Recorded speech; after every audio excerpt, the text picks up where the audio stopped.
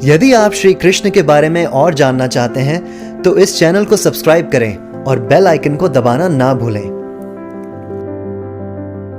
हम लोग इस प्रकृति के अंदर आनंद ढूंढ रहे हैं, जबकि भगवान कह रहे हैं जिसने इनकी सृष्टि की रचना करी है, दुखाल्यम अशाश्वतम, ये दुखों का घर है। ये उसी तरीके से है, अगर हम यहाँ सुख ढूंढें वो उसी प्रकार है जैसे कि हिमालय पे जाकर आप मुझे हिमालय लेके जाएं और मैं वहाँ जाके कहूँ कि कंग प्रभु मुझे कुछ रेत दे दो, तो आप कहोगे कुछ भैया ऊपर पेंच ढीला है क्या, ये तो हिमालय है, यहाँ तो बर्फ का घर है। तो कहाँ जाना पड़ेगा? रेगिस्तान में, रेत तो वहाँ मिलेगी। इसी तरीके से हम चीज सही ढूंढ रहे हैं, आनंद ढूंढ रहे हैं, हम चीज सही ढूंढ रहे हैं, परंतु गलत चीज जगह पर। चीज सही ढूंढ रहे हैं प्रभु जी। और भगवान ने बता दिया अशाश्वतम, क्योंकि टेम्पररी है, यहां हर चीज अशाश्वत है, इसीलिए सुख नहीं है।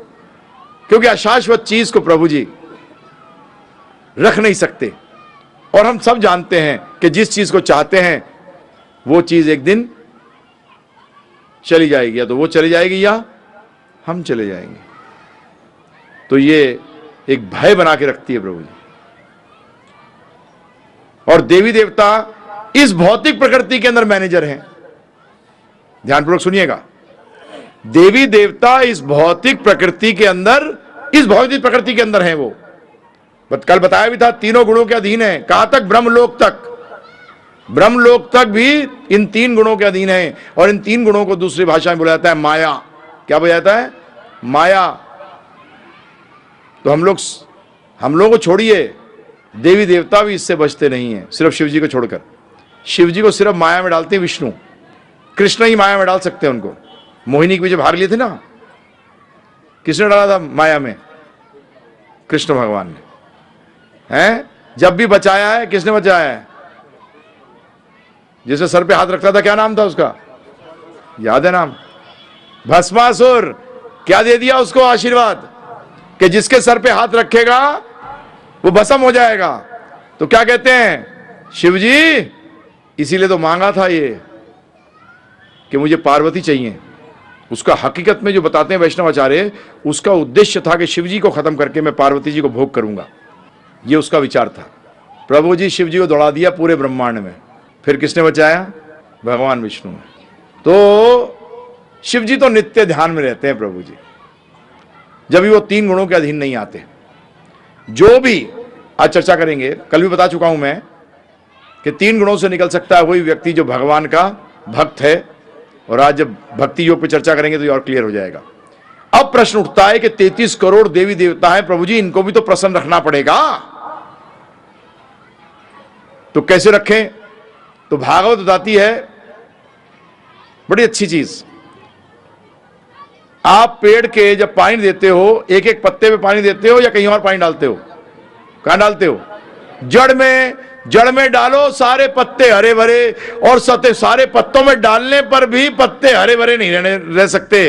तो इसलिए भागवत कहती है कि कृष्ण को संतुष्ट कर दो, सब संतुष्ट हो जाएंगे। और अगर कृष्ण संतुष्ट नहीं हुआ तो बाकियों को तो आप संतुष्ट कर भी नहीं सकते, क्योंकि 33 करोड़ों को तो ना ढूंढे मिलेंगे। और अगर आपने ढूंढ भी लिया तो 33 करोड़ों का अगर आपने फोटो घर में लगा दी तो आप बाहर रोड पे हो। अगर 33 करोड़ की फोटो भी घर पे लगा दी तो आप तो घर के लायक भी नहीं रहे, मतलब उनकी करने से पूजा रोड पे आ जाओगे। है प्रभु जी, थोड़ा सा बुद्धि लगाइए। तो इसलिए जड़ में पानी डाल दीजिए। तो आज इसी बात को आगे बढ़ाते हुए कि आध्यात्मिक और भौतिक जगत है, दिव्य जगत और भौतिक जगत, कुंठा और वैकुंठा। जो थोड़ा विज्ञान में इंटरेस्टेड है उनके लिए बता दूं, कुंठा का एक मतलब और है। कुंठा का मतलब है जो कि स्पेस और टाइम से सीमित है। किससे? स्पेस और टाइम। और वै का मतलब जो इन दोनों से परे है। जिस चीज पे समय का असर नहीं हो, अस्थाई होगी कि स्थाई? स्थाई। समझिए ध्यानपूर्वक, समय का असर ही तो उसको अस्थाई बनाता है। अगर समय का असर हटा दिया जाए तो क्या हुआ? अस्थाई, स्थाई हो गई।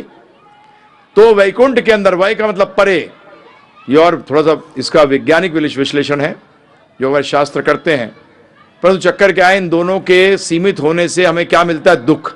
इसलिए कुंठा को बोल दिया कुंठित, जो कुंठित करता है, जो दुखी संसार है। अब आपकी जानकारी के लिए 3 लोक हैं। जो भौतिक जगत है इसका दूसरा नाम है देवी धाम। क्या नाम है? शिव जी के लोक का नाम है महेश धाम। तो देवी धाम से श्रेष्ठ महेश धाम और महेश धाम से श्रेष्ठ हरिधाम। वैकुंठ का एक और नाम क्या है? हरिधाम। तो बताने की जरूरत ही नहीं है। यान्ति देवा व्रता देवान, देवी की पूजा करोगे यहीं रहोगे, क्योंकि ये लोक उन्हीं का है।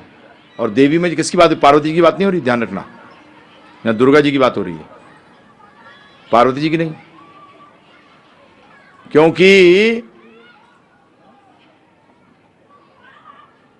पार्वती जी तो हर टाइम किसके साथ रहती हैं? शिव जी के साथ। उनका काम नहीं है सब करना। तो ये देवी, इसमें मैंने बोला मरने के बाद आपके साथ क्या होगा। अब यहां आप कौन हैं, पहली बात तो ये क्लियर करनी पड़ेगी। हमारे साथ कुछ भी नहीं होगा। आप बोलो क्या मतलब? हमारे साथ ये है जो हम आत्मा है, शरीर नहीं है। ये आध्यात्मिक उत्तर दे रहा हूं, ध्यान रखिएगा। इसका उत्तर आध्यात्म में, भौतिक में ही नहीं। भौतिक डेथ को डिस्क्राइब ही नहीं कर सकता।